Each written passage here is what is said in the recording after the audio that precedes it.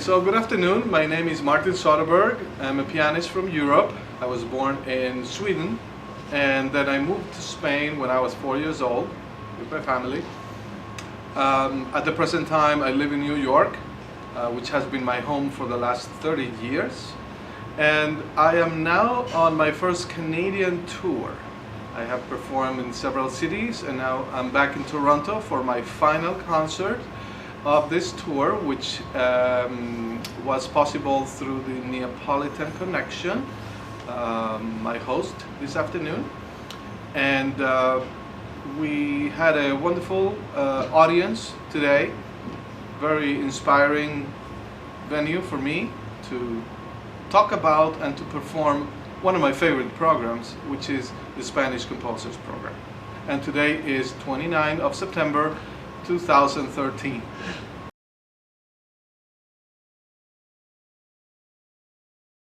Great. So maybe I can ask you, like, here we are today. How did you get started? Performing? With both performing and the journey to be in Toronto today with your current tour. Mm-hmm. Yeah. Just some history.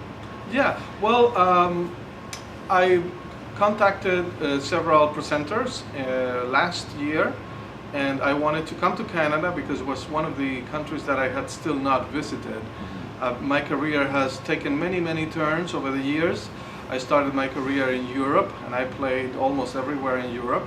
And then when I moved to the United States, I performed a lot of concerts in the States and also in Latin America. Recently, my career has taken me to Asia. I have been in China recently and in the Philippines, and I have invitations to go to Malaysia and to Singapore next year.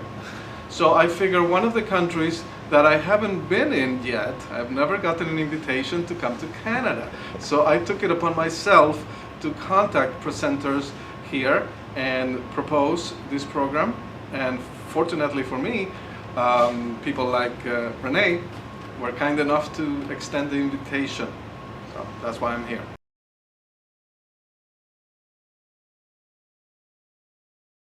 When I play Spanish music, the inspiration is really in the country itself. I have traveled all over Spain over the years, and I have been in touch with people, with real people. I have even been in touch with gypsies. I've gone to gypsy camps and I've seen how they live. I have played with and worked closely with flamenco dancers also, as I said before. So I'm engulfed in the spirit of Spain. And so for me to play Spanish music, all my inspiration comes from my recollections of my experiences traveling the country and visiting all these different people. But when I play other music, like for example when I play Chopin, my inspiration is in his life. I remember certain moments in his life, the suffering, the illness, the happiness, and that inspires me to make his music, to follow the tradition. You know, I kind of feel that the composers are still alive out there, you know, and I draw inspiration directly from them, directly from heaven.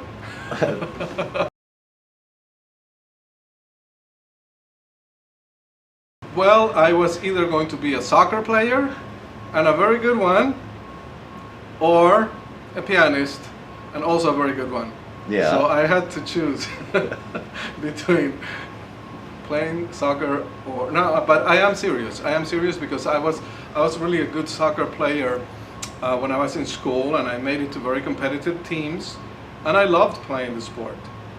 But music was really very strong for me, and at the age where I had to make a decision what to do with my future, what to do with my life, I chose to play the piano.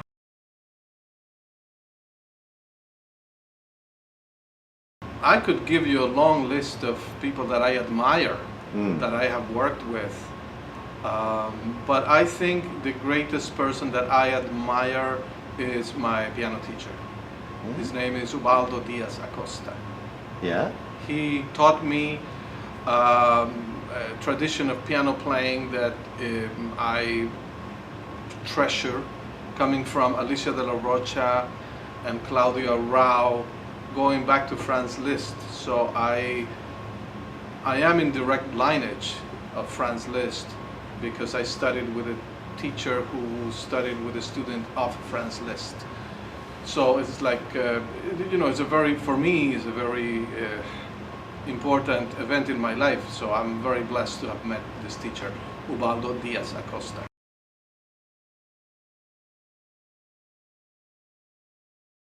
One thing that I keep saying when I address audiences, especially when I address younger audiences, one of my greatest challenges is to contribute to creating a new generation of music lovers, a new generation of music supporters. Because when you look who's going to concerts, you miss the younger people. You wish more younger people would be in the concerts. So I try to make classical music a little more informal. Maybe that's not the right word, but I try to make it more accessible, and I try to break that ice between audience and performer, so that they see classical music as an entertaining form of music, not just as a cultured form of music, which is, I think, what drives away a lot of people from classical music, thinking, oh, I need to have some training really to understand and appreciate this kind of music. And so if that is the case, I'm willing to perfectly do what I did today, which is give a little mini presentation before each piece, so that people who do not listen to classical music regularly, who maybe do not understand it, would appreciate it a little bit more. So, and when I have a young audience of kids, I talk to them in their own language. I try to say jokes, I try to say things that they are familiar with, and I try to draw them into music. So that's my greatest challenge, is to play for kids. Great. Like I did the other day at the Dixon Hall. That was a great challenge. Oh, wow. And when I see in their faces that they had fun, that makes my day.